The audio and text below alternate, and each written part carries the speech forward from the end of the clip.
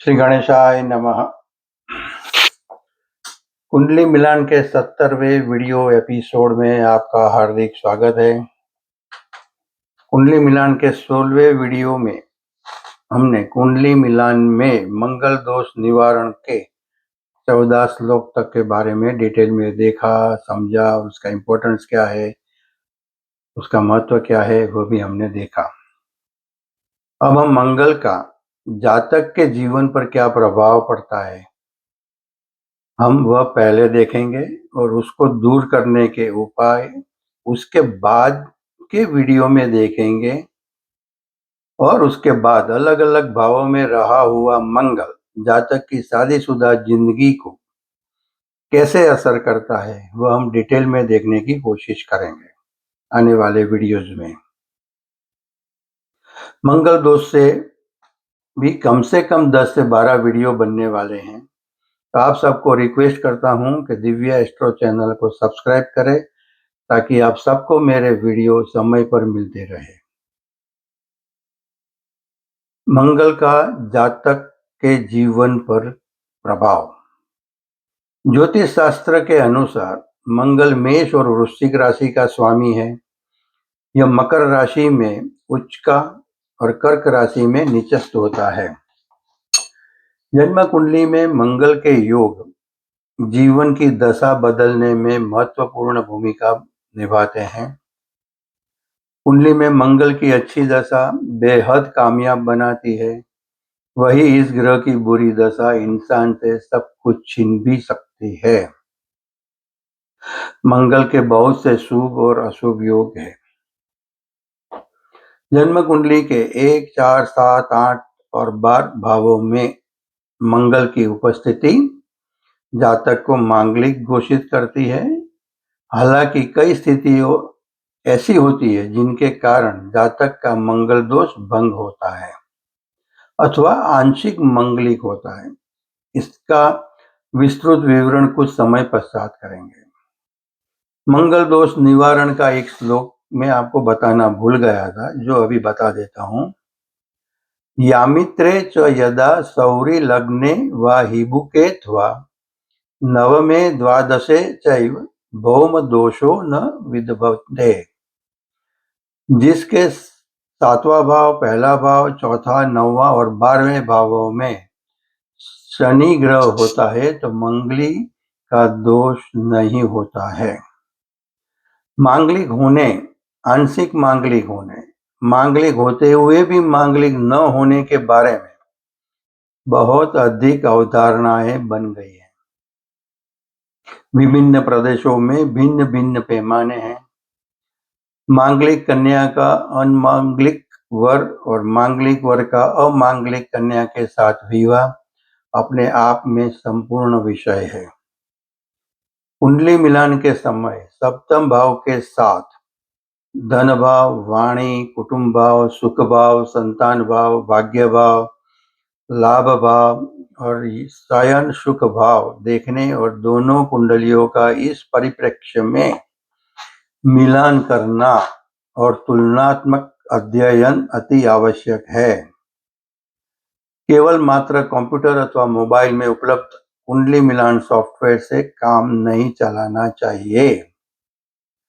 मंगल पराक्रम, शौर्य, साहस, सेना, सेनापति, शत्रु, रक्तपात, जोखिम, सामर्थ्य, क्रोध, भूमि, लघु भ्राता, ऑपरेशन, पुत्र, संतान से संबंधित है।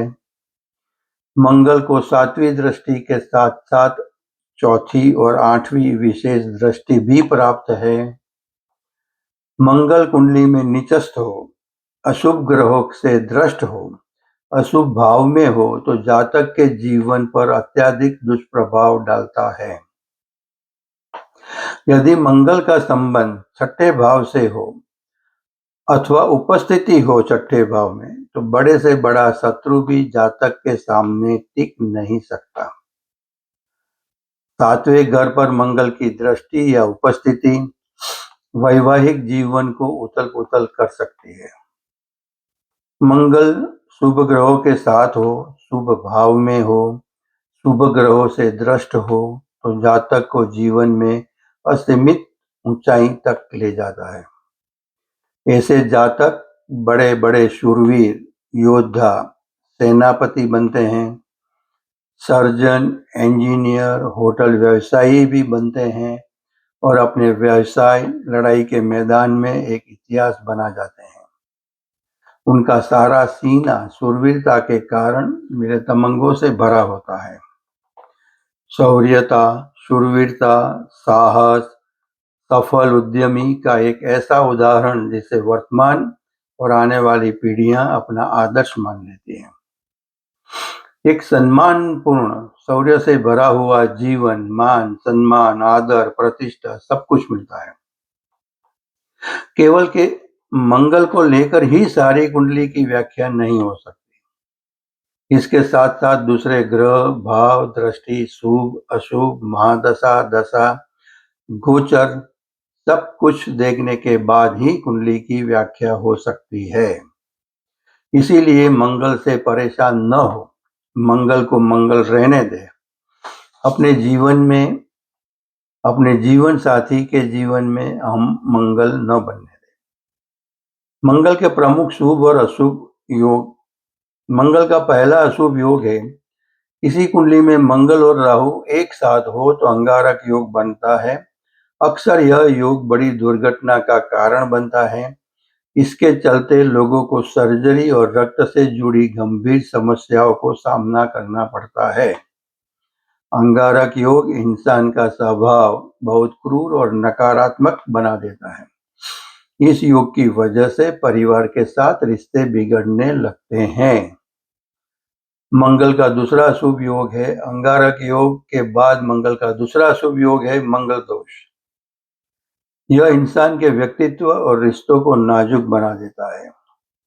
कुंडली के पहले, चौथे, सातवें, आठवें और 12वें स्थान में मंगल हो तो मंगल दोष का योग बनता है। इस योग में जन्म लेने वाले व्यक्ति को मांगलिक कहते हैं।